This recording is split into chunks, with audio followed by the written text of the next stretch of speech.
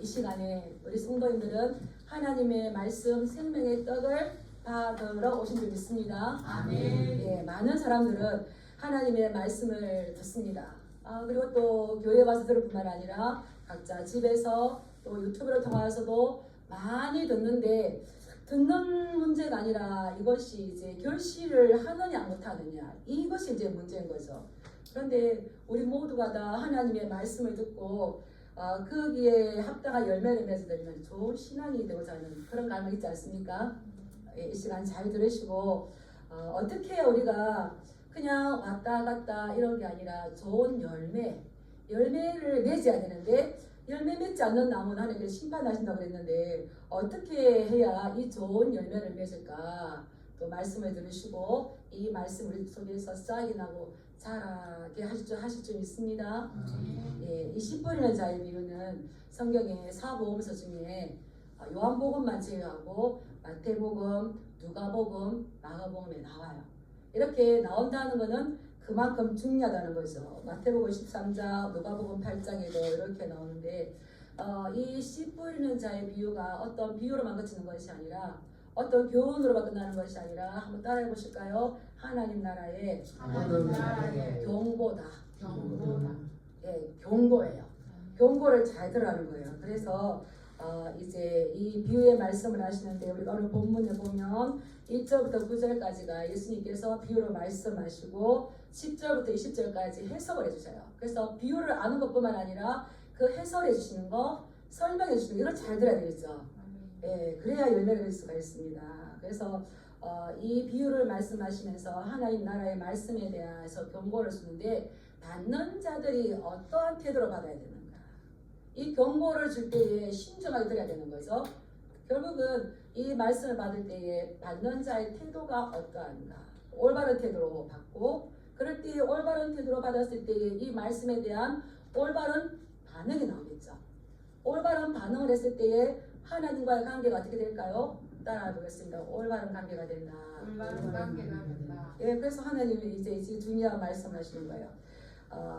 이제 어떠한 배경에서 이 말씀이 내려지는지 우리 1절 한번 읽어볼까요? 시작. 예수께서 다시 바닷가에서 가르치니 큰 무리가 모여들거늘 예수께서 바다에 떠 있는 배에 올라앉으시고 온 무리는 바닷가 육지에 들어가라. 예수님께서 아마 집에 계시다가 다시 바닷가로 나왔어요. 왜 다시 바닷가로 나왔느냐 하면, 우리 잠깐 한번 3장 21절 한번 읽어볼까요? 앞으로 나가서 3장 21절 보면 예수님의 친척들이 예수님이 행하시는 기적을 보고 예수님 붙들어 봤어요. 잡으러 봤어요. 왜냐하면 예수님을 미쳤다 함이라고.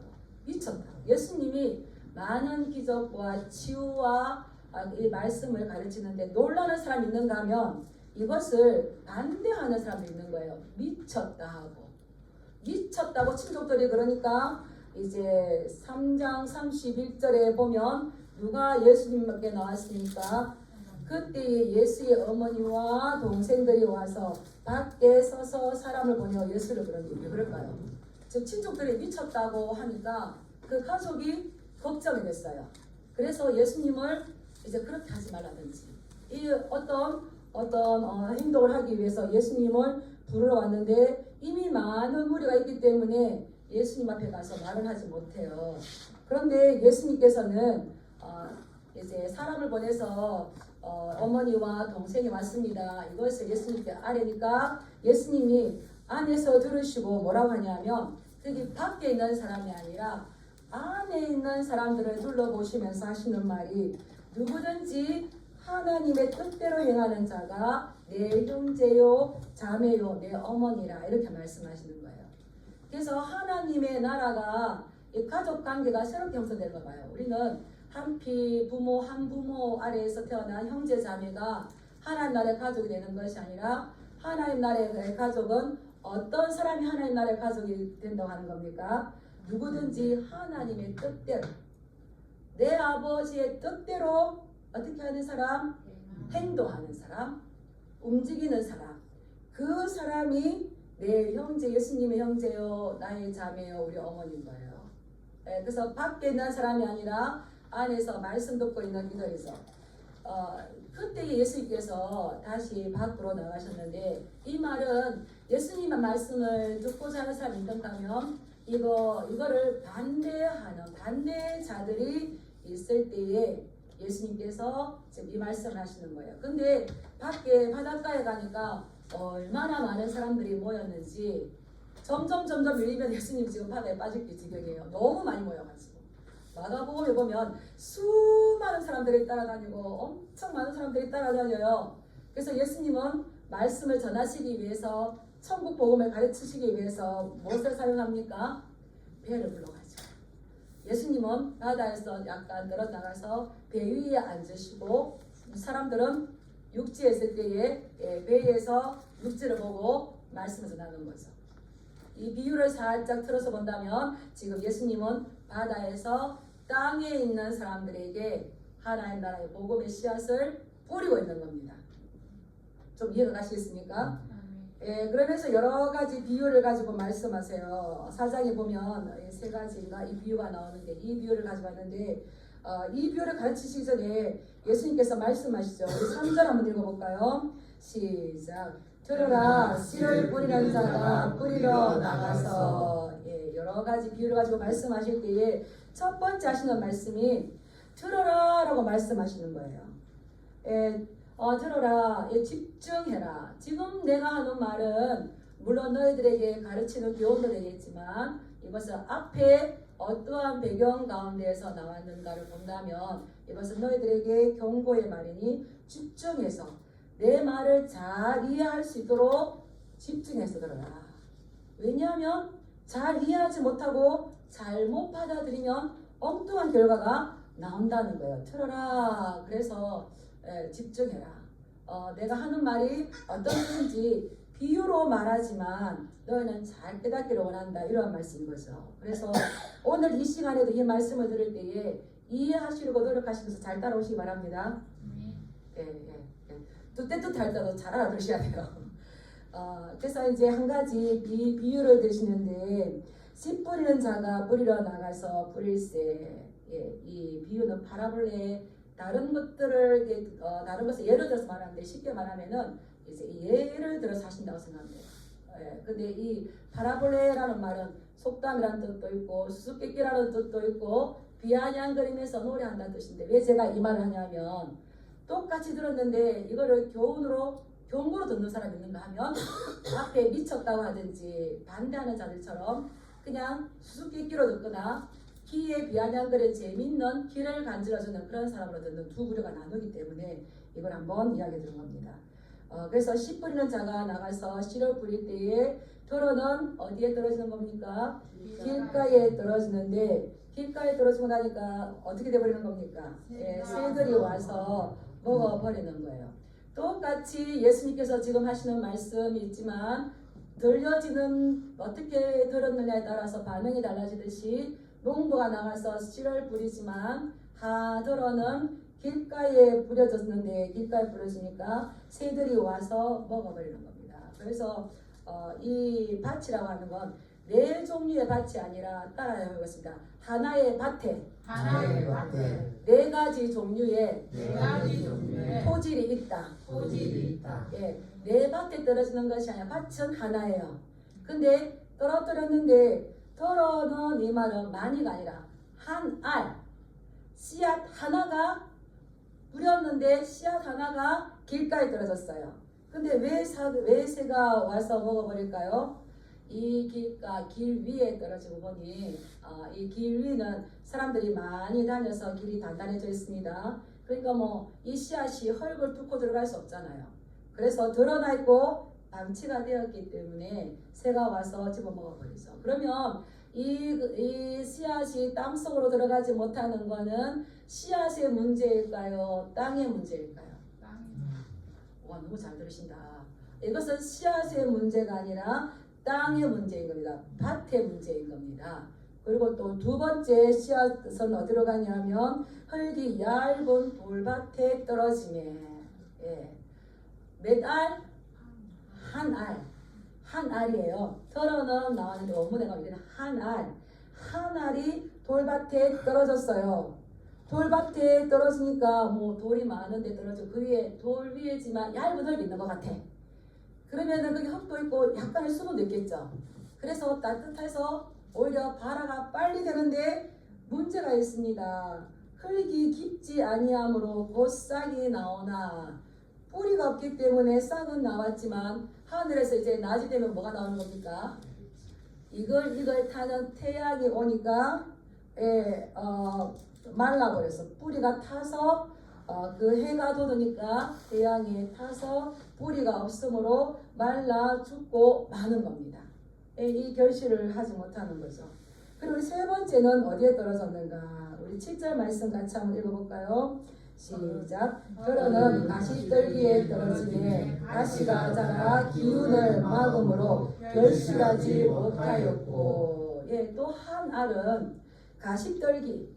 가시떨기 가시덤불. 이것은 따라해보겠습니다. 가시 돋는 나무. 가시 돋는 나무. 우리는 이것을 설명하기에 그렇게 어렵지 않은 것 같아요. 다 시골에 살아봤기 때문에. 물론 가시나무가 따로 있겠지만 밭에 따라가 보면 가시 돋는 그런 식물들이 많이 있어요. 그런데 이 땅의 씨앗보다 가시 돋는 그 나무가 오히려 더 빨리 자란다는 겁니다. 이 좋은 씨앗보다 빨리 자라는 거. 그렇다고 보면 이 땅은 기름진 땅이에요. 가시 돋는 나무가 빨리 자라는 거 보면. 근데 이 가시 돋는 나무가 빨리 자라다 보니까 이 곡식의 나날은 자랄 수가 있을까요? 없을까요? 제대로 성장하지 못하는데 좀 더 시간이 가니까 이 가시도 나무가 더 커가지고 이 곡식의 씨앗을 막아버리는 거예요. 그래서 어떤 바람도 햇볕도 제대로 받을 수가 없어서 성경은 뭐라고 그랬습니까? 기운을 막음으로, 영양분을 막아버림으로, 기운을 막아버림으로 아파서도 못 자라겠고 좌우로 건강하게 뻗어나가지 못하다가 자라기는 자랐는데 뭘 맺지 못한다는 겁니까? 결실하지 못하였고. 자라기는 자랐는데 열매를 맺을 수 없었어요. 결실하지 못했어요. 농부에게 이것이 도움이 될까요? 도움이 되지 않는다는 겁니다. 그래서 첫 번째 씨앗은 이 길가에 버려져서 새가 와서 쪼아 먹어버리거나 또 사람한테 밟히니까 이 씨앗이 깨어져서 죽었겠죠. 둘째는 싹을 틔웠지만은 뿌리를 내리지를 못했던 겁니다. 뿌리 잘 내리시길 축복합니다. 셋째는 자라긴 했지만 결실하지 못했기 때문에 이 농부에게는 무가치한 거예요. 그런데 네 번째 땅은 더러는 좋은 땅에 떨어짐에 자라 무성하여 결실하였으니 30배나 60배나 100배가 되었느니라 하시고. 이 세 번째 땅하고는 완전 다르게 네 번째 땅은 좋은 결실을 가져옵니다. 그래서 이 결실이 30배, 60배, 100배. 앞에 13가지 씨앗은 실패했지만 좋은 땅에 뿌려진 씨앗은 그때 당시에는 이 씨앗의 열매가 수확을 얻으면 한 10배 정도예요. 그런데 30배를 얻었고 60배를 얻고 100배를 얻었다는 건 어떻습니까? 기대 이상의 수확을 얻었다는 거예요.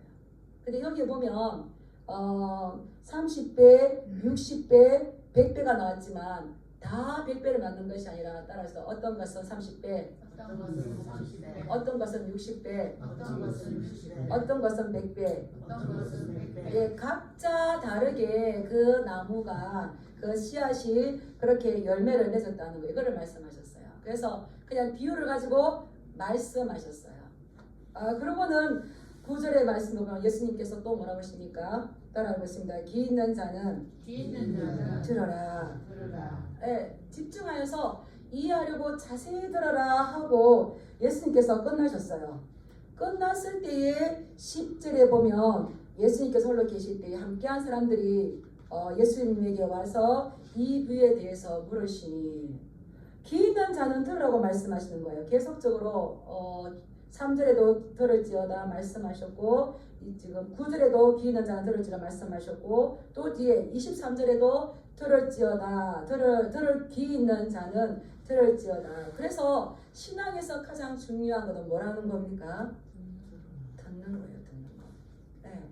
예수님의 가르침과 그 말씀이 중요할 뿐만 아니라 듣는 것인데 잘못 들었을 때에는 잘못 들은 것에 대한 문제가 생긴다는 거죠. 그래서 하나님의 말씀은 이렇게 전하게 되지만 거기에 따라서 반응이 갈라집니다. 그런데 우리 11절에 10절에 보면 예수께서 홀로 계실 때에 함께한 사람들이 12제자와 더불어 그 비유들에 대하여 물으시니, 4장 1절에는 막 큰 무리가 모였거든요. 큰 무리가 모였지만 지금 예수님께서 홀로 계셨을 때에 예수님과 함께한 사람은 몇 명이었다? 사람들이 12제자와 더불어, 아마 12제자 외에 좀 더 있었을 것 같은데 적은 무리가 함께 했을 거예요. 그래서 처음에는 큰 무리, 많은 무리가 예수님께 나와서 말씀을 들었지만, 농부가 나가서 씨를 뿌리듯이 농부 대신 하나님께서, 예수님께서 이 복음의 씨앗의 말씀을 땅에 뿌리듯이 사람들에게 뿌렸어요. 그랬는데 듣고 이해하는 사람은 예수님을 따르겠지만 듣기만 했던 자들은 다 어디로 갔을까요? 자기가 원하는 곳으로 갔겠죠. 그럴 때에 이 예수님께서는 홀로 계신다는 것. 큰 무리가, 많은 무리가 예수님께서 배를 바다에 띄울 정도로 복음을 들었지만, 그게 꽉 찼었지만 결국은 그들은 예수님과 함께하지 않는 사람들이었어요. 그래서 11절에 보면은 외인에게는 모든 것을 비유로 하나니, 11절에 예수님께서 들었으나 예수님과 함께하지 않는 그 사람들을 누구라고 말씀하시는 겁니까? 외인들. 우리 11절 말씀 읽어볼까요? 시작. 이러시되 하나님 나라의 비밀을 너희에게는 주었으나 외인에게는 모든 것을 비유로 하나니. 하나님의 나라를 비밀로 비유로 하는데, 이것을 지금 제자들과 함께 예수님과 함께한 자들에게는 이것을 주었어요. 깨달을 수 있도록 주었어요. 누가 준 겁니까? 하나님께서 그들에게 깨달음을 주었어요. 근데 듣기만 하고 떠나간 그들에게는 이것을 깨닫지 못하는데 그들은 외인이라고 했어요. 외부인이다. 이 말은 밖에 서 있는 사람이라는 거죠. 그래서 우리가 복음을 듣는 게 중요한 게 아니라, 많은 사람들이 들었지만 듣고 이해하고 깨닫고 예수님을 따라가면 이제 그리스도 안에 있는 사람, 내부인이 되겠죠. 그런데 많은 사람들이 있다지만 예수님 그것을 떠나오셨어요. 그게 따라오지 않는 자들은 결국은 들었지만 어떠한 자들이다? 그리스도 밖에 있는 사람, 외인들이다. 외인. 우리는 내가 이 말씀 들을 때에 너희는 집중해서 잘 들으라. 잘 듣는 자는 이해하게 되고, 이해하는 자는 깨닫게 되고, 어디까지 나갑니까? 깨달을 뿐만 아니라 내가 예수님 밖에 있는 자인가? 예수님 안에 있는 자인가? 이게 이제 깨달아서 자기 자신의 삶에 적용하게 되는 거죠. 그래서 이제 하나님의 나라는 이 비밀을 말해주는데, 너희들에게는 주었으나 외인들에게는 그것을 깨닫지 않도록 허락하지 않으셨다는 거예요. 그래서 하나님의 말씀을 들을 때에 분명하게 그것을 설명해주는 이 해석이 필요합니다. 그래서 뒤에 쫙 이제 해석을 해주는데, 하나님 나라의 비밀, 이 비밀은 미스테리하다. 이렇게 숨겨져 있기 때문에 잘 듣고 의도 어정을 잘 깨닫지 않으면은 알 수 없다. 근데 깨달으려고 더 바짝 다가가고 더 바짝 다가가는 자에게는 하나님께서 깨달을 수 있는 것을 주시는 거죠. 왜냐하면 하나님의 나라는 신비입니다. 하나님의 나라는 비밀입니다. 근데 또 이제 그 비밀이 아닐 수 있는 거는 우리는 그걸 받았어요. 우리 하나님 사는잖아요. 받으셨는데 안 받으신 것처럼 살아가는지, 안 받았는데 받는 것처럼 살아가는지, 어느 게 문제일까요? 둘 다 문제. 이미 받으셨어요. 받으셨는데 안 받은 것처럼 살아가는지, 안 받았는데 받는 것처럼 살아가는지, 둘 다 문제죠. 왜냐하면 하나님의 나라, 하나님의 생각은 인간의 생각과 인간의 방법과는 완전하게 달라요. 그래서 사람의 지혜로는 이 하나님의 나라에 대해서 이해할 수 있다 없다? 할 수가 없어요. 오직 하나님의 계시가 그들에게 주어졌을 때에만 깨달을 수가 있어요. 그래서 하나님의 나라는 언제부터 왔습니까? 예수님께서 이 땅에 오시면서 회개하라 천국에 가까웠느니라. 하나님의 나라가 이제 예수님 오시면서 사역이 시작되시면서 하나님의 나라가 왔어요. 그럼 하나님의 나라는 누가 가지고 왔을까요? 예수님으로부터 예수님께서 가지고 오셨어요. 그래서 하나님의 나라를 이해할 수 있는 것은 예수님의 인격과 예수님의 말씀과 그 사역을 온전하게 바라보고 이해할 때에 하나님의 나라를 깨달을 수 있는 줄 믿습니다. 그런데 이러한 것들을 다 깨달으려고 하는 게 아니라 간접적이고 가려진 방법으로 하나님께서 주셨어요. 그 따르는 자들에게만. 그래서 하나님이 이 예수님이 이 비유를 통해서 예수님이 드러내고자 하는 것은 따라하겠습니다. 하나님의 나라, 하나님의 통치에 대해서 가르치기를 원하셨다. 결국은 너희가 하나님의 나라 안에 있느냐 세상에 있느냐 이 문제죠. 하나님의 나라 헬라어로 바실레이아, 이것을 꼭 많이 간직하시기 바랍니다. 하나님의 나라 바실레이아 한번 따라해 보실까요? 바실레이아. 근데 하나님의 나라는 여기 있다 저기 있다는 장소의 개념이 아니라고 했습니다. 우리가 마태복음을 들었었는데 하나님의 나라는 장소의 개념이 아니라 누구의 다스림을 받느냐, 누구의 통치를 받느냐, 바실리우스, 그들의 왕은 누구냐 문제인 거죠. 우리는 하나님의 나라, 하나님의 백성인 줄 믿습니다. 아멘. 그렇다면 나는 하나님의 다스림을 받고 있느냐, 하나님의 통치를 받고 있느냐, 나의 왕은 오직 예수 그리스도 한 분뿐인가? 이게 이제 우리에게 묻는 것이죠. 근데 왜 그러노? 이렇게도 이게 하나님께서 택하신 방법들이에요. 그래서 바울이 에베소 1장 17절에 보면 너무너무 중요한 기도가 나와요. 이들에게 지혜와 계시의 영을 주사 저들의 마음의 눈을 밝혀서 부르심의 소망이 무엇인지 알게. 그래서 이거는 육으로 분별되는 게 아니라 뭐로만 분별될 수 있다는 거예요? 영으로. 바울은 감옥에서도 그 에베소서 교회를 위해서 기도했어요. 이들에게 지혜와 무슨 영? 계시의 영. 근데 이 계시의 영은 하나님께서 주시는 자만이 알 수가 있어요. 그 계시의 영을 주사 어디를 밝혀줘요? 마음의 눈을, 심령의 눈을 밝혀야 된다는 거예요. 육신의 눈을 뜨고 보면은 보인다 안 보인다?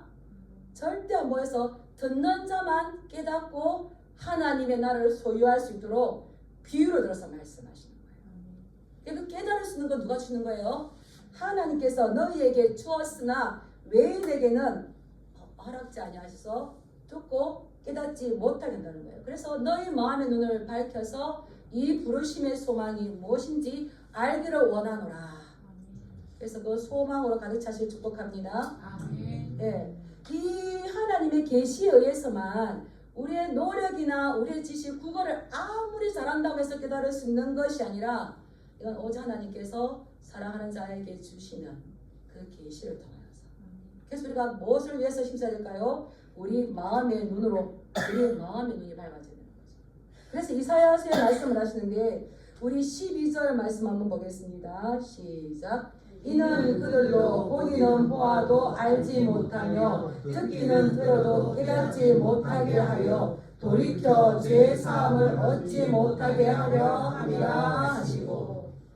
비유로 말씀하시고 간접적으로 말씀하시는 비밀스럽게 말씀하시는 이것은 그들은 보기는 보아도 알지 못하며 듣기는 들어도 깨닫지 못하게 하며.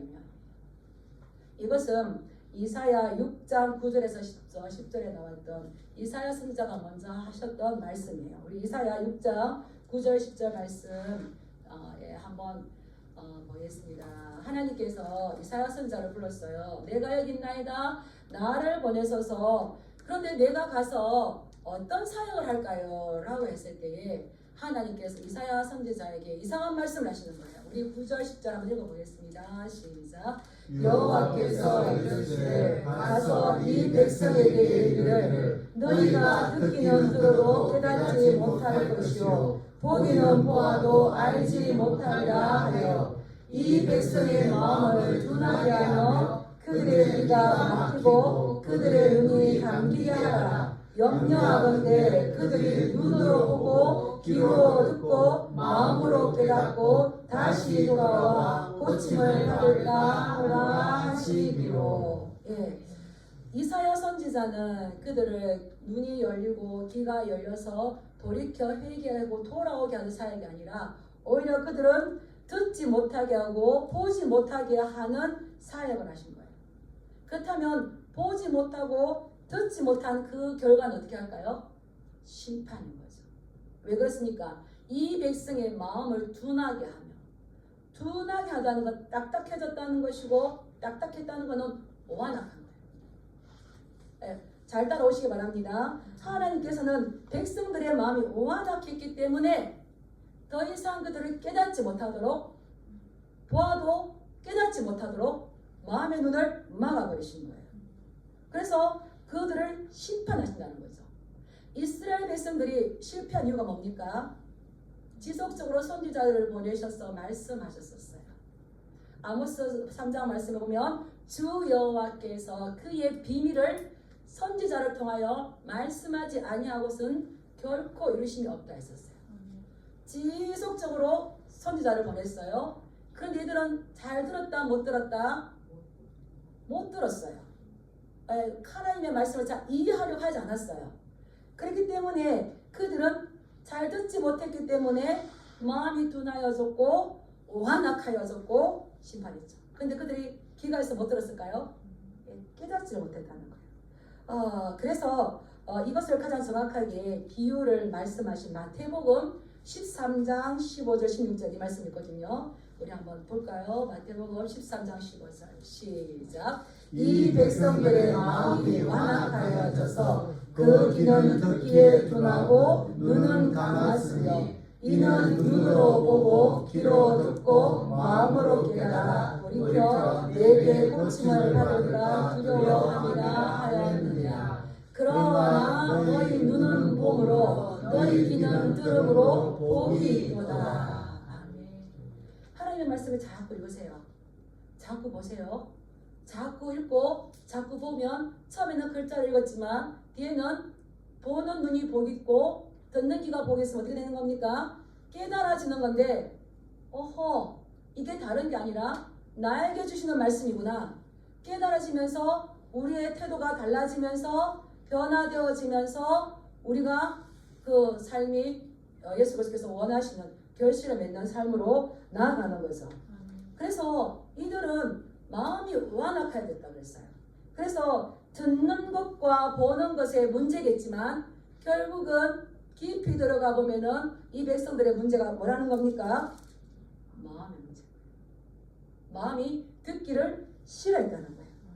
듣기를 싫어했기 때문에 예수 그리스도께서 오셔서 기적과 치유와 놀라운 권세로 가르치지만 그 3장까지 나오는 이스라엘 백성들 유대인들은 하나님의 말씀을 부정하고 예수 그리스도를 부인하는. 근데 이렇게 하는 것은 무엇의 문제라고요? 따라했습니다. 내 마음의 문제다.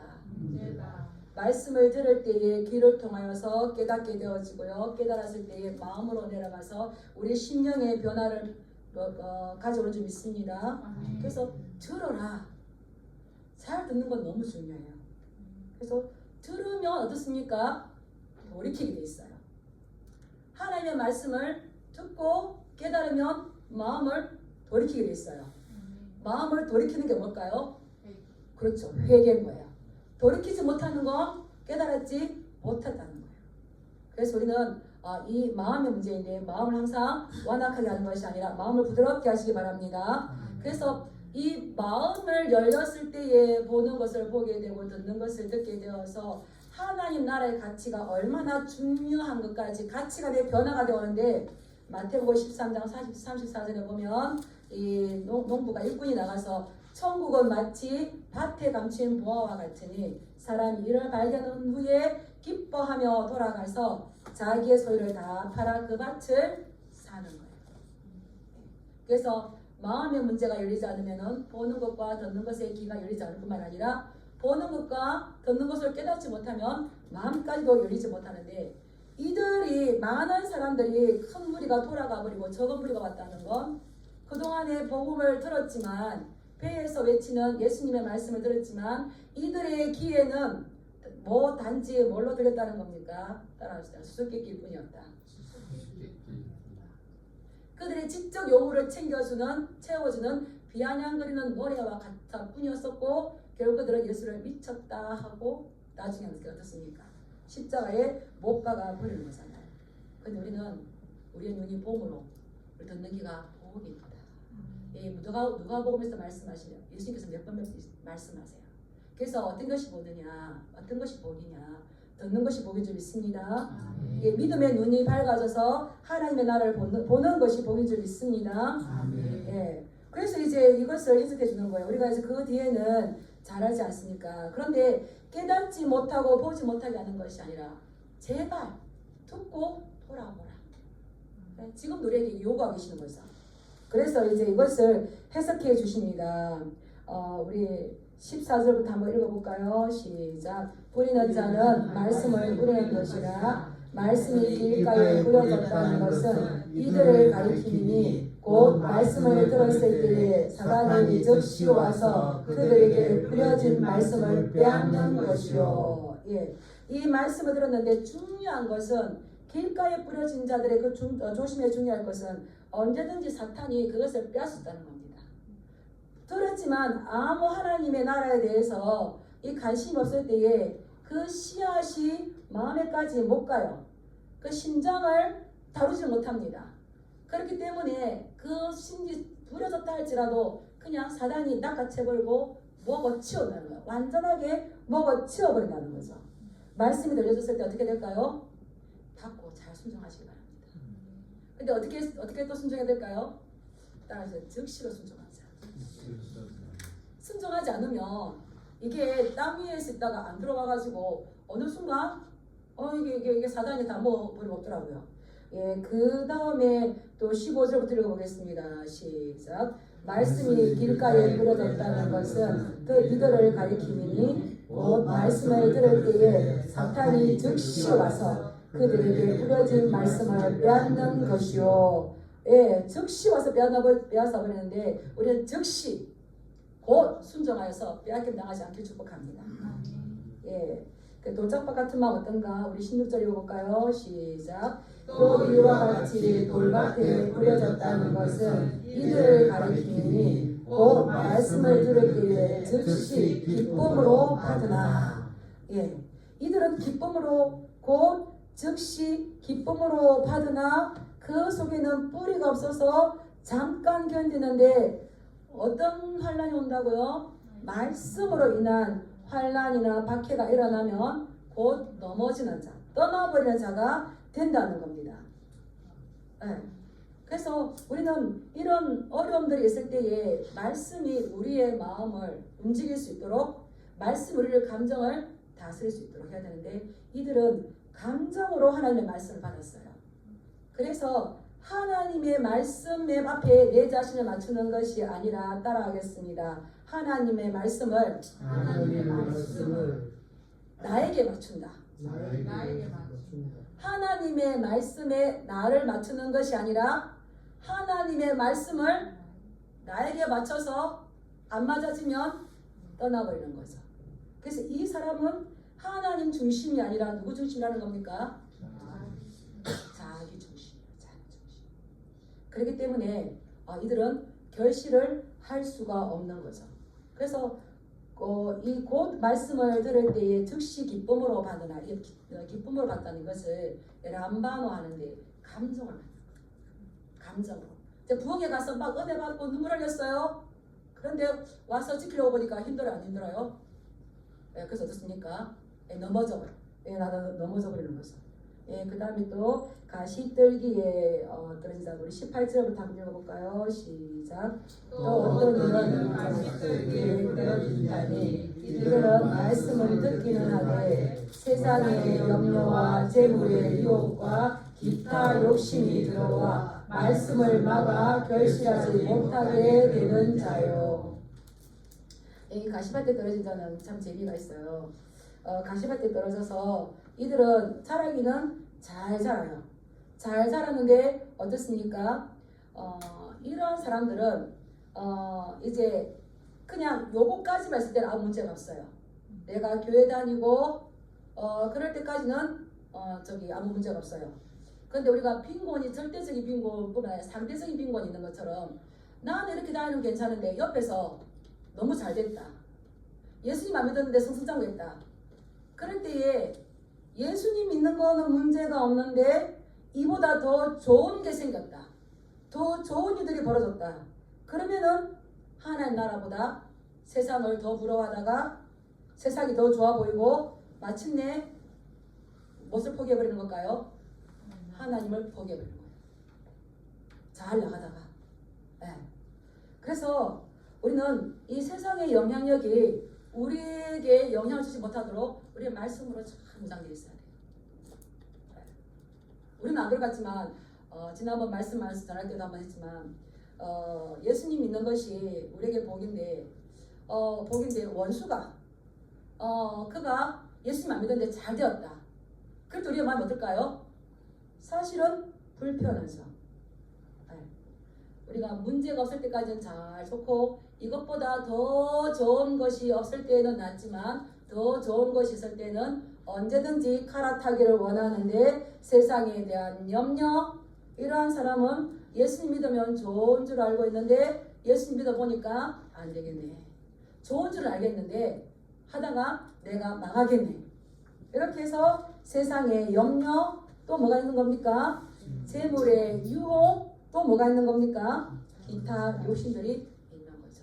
따라하겠습니다. 좋은 열매를 맺으려면 세상의 영향력이 하나님 말씀의 영향력을 뛰어넘지 않도록 조심해야 된다. 조심하지 않으면 어느 순간 이게 뛰어넘어 버려요. 그래서 그들은 하나님의 말씀을 온전하게 결실하지 못하는 거죠. 그런데 20절 말씀 한번 읽어보겠습니다. 시작. 좋은 땅에 뿌려졌다는 것은 곧 말씀을 듣고 받아 30배나 60배나 100배의 결실을 하는 자이다. 예, 좋은 땅에 뿌려졌다는 그 말씀을 좋은 땅 어떨까요? 옥토를 이야기하는 거죠. 말씀을 사모함으로 받고 간절하게 받고 말씀하신 대로 순종하고 그럴 때 무럭무럭 자라나고 그럴 때 그 결실을 할 수밖에 없는 거 되는 거죠.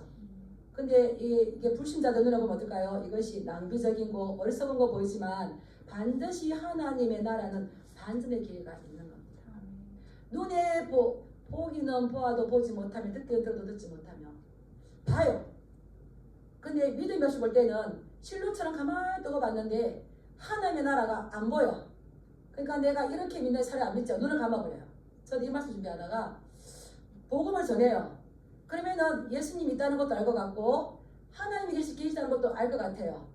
근데 마음의 눈이 어두우니까 눈을 떴어. 그런데 그 복음을 계속 들으려고 할까요? 돌아 누워버릴까요?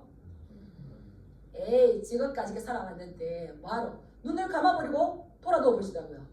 그런데 눈을 뜨시고 여기 왔던 우리 김말람 어르신, 김정희 어르신 너무너무 귀하시죠. 전혀 들을 것 같지 않았는데 내가 목사님 내가 몇 번 교회 문 앞에 왔다 갔다 했었어요. 우리 김정희 어르신 그러시잖아요. 그 눈을 감아버릴 것 같았는데 실로 뜨고 보니까 보인다 안 보인다? 보이는 거 보이니까 지금은 목사님 우리 아들 왜 기도해주세요. 우리 며느리 왜 기도해주세요. 우리 딸 왜 기도해주세요. 손주 왜 기도해주세요. 그러시잖아요.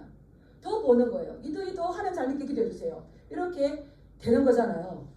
그래서 우리는 여기서는 이들이 이 말씀을 듣고 받아. 여기 듣고 받아라는 말은 파라데코마인데 이것은 감정적으로나 기본적으로 받는 것이 아니라 정확하게 이 말씀이 그러한지 제대로 깨닫고 그 말씀 옳은지를 분별하여서 받아들이는 거예요. 이번에 다니엘 기도회 할 때에 그 장로님 한 분이 나와서 간증을 했었는데요. 구홍님 장로님이 계셨어요. 그분은 또 이제 사업을 하시는데 여러 가지 우리 직장은 예배를 드릴 것이다 이렇게 선포했는데 예배를 드리면 잘 돼야 될 건데 점점 어려워지다가 직원들 월급도 줄 수 없이 그들을 떠나보내야 하는 그런 어려움까지 왔었어요. 그런데 그가 놀라운 고백을 해요. 고린도후서 13장 5절 말씀을 한번 볼까요? 우리는 이것이 돼야 됩니다. 고린도후서 13장 5절 시작. 너희는 믿음 안에 있는가? 너희 자신을 시험하고 너희 자신을 확정하라. 예수 그리스도께서 너희 안에 계신 줄을 너희가 스스로 알지 못하느냐? 그렇지 않으면 너희는 버림받은 자니라. 너희는 믿음 안에 있는가? 내가 믿음 안에 있는가? 내 자신을 시험해 봐야 되는 거예요. 그래서 가시떨기가 오고 돌짝바깥 할지라도 믿음 안에 있는가? 내 자신을 시험할 때에 내가 기가였네, 내가 돌짝밭이었네, 내가 가시떨기였네, 세상의 염려와 재물의 유혹과 이것이 여러 가지 있을 때에 지금 얼마나 두 가지로 왔다 갔다 했겠습니까? 그런데 너 자신을 시험하고 네 자신에게 믿음 안에 서 있는가 확정해야 되는 거예요. 그 말씀인 거죠. 그렇게 받아. 근데 그렇게 하지 않으면 예수 그리스도께서 너희 안에 계신 줄을 너희가 스스로 알지 못해요. 자기에게 믿음에 자기 스스로 속아요. 그래서 바울은 갈라디아 교인들에게 뭐라 했냐면 되지 못하고 된 줄로 생각하면 스스로 속입니다. 나는 천국 간 줄 알았는데 나중에 아닌 거예요. 스스로 알지 못하느냐? 네가 네 믿음을 시험하고 확정한 가운데 서지 못하면 너희는 어떠한 자라? 놀라운 말씀이죠. 무서운 말씀이죠. 그래서 우리는 이 좋은 땅이라고 해서 좋은 것만 있을까요? 환란이 오고 어려움이 오고 세상의 염려가 오고 재물에 대한 염려가 오고 구홍님 장로님처럼 여러 가지 어려움이 오는데 그 신앙을 포기할까요? 포기하지 않을까요? 좋은 땅은 이러한 어려움이 올 때에 따라서 절대로 포기하지 않는다. 포기하지 않고 어려움이 오지만은 누가복음의 10분의 자 비유처럼 인내하시는 거예요. 인내하여서 그 열매를 바라니까 하나님께서 그에게 30배, 60배, 100배의 결실할 수 있는 은혜를 주시는 거예요. 아멘. 그래서 우리는 말씀을 받을 때에 나의 태도, 나의 자세, 따라하겠습니다. 간절한 마음으로, 사모하는 마음으로, 말씀을 받아 어디에 새겨야 될까요? 심장에. 오늘 장로님 기도한 것처럼 잘 박힌 모처럼 심장에 딱 박혀서 따라하겠습니다. 내가 세상을 포기할지언정 하나님의 나라는 결코 포기하지 않겠다. 아멘. 무엇을 포기하십니까? 우리 전상호 형제님이 아멘했어요. 너무나 감사합니다. 근데 이거 잘 저울질 하시기 바랍니다. 하나님의 나라 절대 포기하지 않는 이 믿음이 있었기 때문에 이 믿음의 선지들뿐만 아니라 오늘날 이렇게 간증의 주인공이 되라. 그래서 그 간증할 때 제가 너무 깜짝 놀랐어요. 너희 자신을 시험해야 됩니다. 그래서 네가 이 믿음 안에 서 있는가 네가 확정을 하라. 그러지 하지 않으면 스스로 소비된 자가 돼서 네가 버림받는 자다. 이 말씀을 지금 우리에게 주는 거잖아요. 그래서 이 실론을 두고 보는데 마음의 눈을 밝히사 영적인 시력이 점점 밝아지시길 축복합니다. 아멘. 그런 자는 이 하나님의 나라를 놓칠까요? 놓치지 않을까요? 결코 놓치지 않고 꽉 붙잡습니다. 그런데 오늘 예수님 앞에 적은 무리와 12제자가 온 거 보면 수많은 무리는 떠나갔어요. 근데 누가복음 말씀에 보면 그들이 떡을 먹음으로 배부른 까닭이다. 예수님을 따라온 까닭은 계속 육신의 떡을 원했던 거예요. 그래서 나는 하늘로부터 생명의 떡이다. 육신의 떡을 주지 않을 거다 했으니까 6장에 보면 그날 이후로 많은 사람들이 예수님과 절대 다시는 다니지 않았다고 했어요. 그래서 너희는 썩어질 육신을 위해서 하지 말고 영생하도록 있는 하나님의 일을 위해서 하라 했잖아요. 썩을 양식을 위해서 일하시렵니까? 영생하도록 있는 하나님의 나라를 위해서 일하시랍니까? 다 떠나갈 때에 예수님께서 제자들에게 물으셨어요. 너희도 가려느냐 이렇게 했어요. 근데 베드로가 뭐라 그럽니까? 따라했습니다. 생명의 말씀이 영생의 말씀이 영생의 말씀이 주께 있사오매 주께 있사오매 내가 네게로 가오리까. 내가 네게로 가오리까. 영생하도록 있는 그 일을 위해서 해라. 그 영생하도록 있는 일은 뭡니까? 하나님이 보낸 자를 믿는 것이다. 떠나간 그들은 예수님을 믿지 않은 것이고 그들은 영생에 대한 관심이 있는 것이 아니라 그들의 관심은 절대 다 어디에 있었던 겁니까? 이 땅에 또 이 땅에. 근데 베드로는 너무 신기해요. 답을 했을 때에 정답을 가지고 말해요. 제가 생명의 말씀이 주께 있으면 이렇게 하다가 다시 찾아보니까 영생하도록 있는 일을 위해 하라. 영생의 말씀. 우리는 영적인 시력이 자꾸 커지면 영생하는 일을 위해서 이 땅 이들을 포기할지언정 하나님의 나라를 붙잡는 줄 믿습니다. 아멘. 예, 그러하여서 이 믿는 자들에게 이 열매라는 거는 총체적인 구원을 이야기하는 거죠. 성령의 열매를 맺는 거죠. 우리 자신이 변화되어서 점점 더 성화되는 거죠. 그래서 하나 아브라함 하나 야곱 이삭 야곱 12지파 예수님 한 분 12제자 세계 열방 가는 것처럼 따라를 해보겠습니다. 하나님의 나라는 하나님의 나라는 눈에 보이지 않을 정도로 눈에 보이지 않는 미미한 거지만 미미한 그 속에는 그 속에는 생명이 있기 때문에 생명이 있기 때문에 반드시 자라간다. 자라간다. 하나님의 나라는 하나님의 반드시 반드시 자라간다. 자라간다.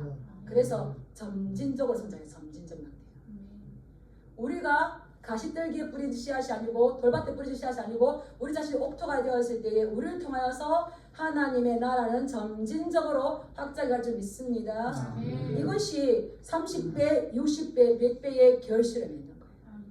그래서 하나님의 말씀을 잘 들으시고 그 말씀을 이해하시고 깨달아서 우리의 삶을 적용해서 우리 또한 하나님 앞에 기쁨이 되며 이 결실을 좋은 결실을 맺어드리는 저와 여러분들이 주님으로 축복합니다. 아멘. 네, 기도하겠습니다.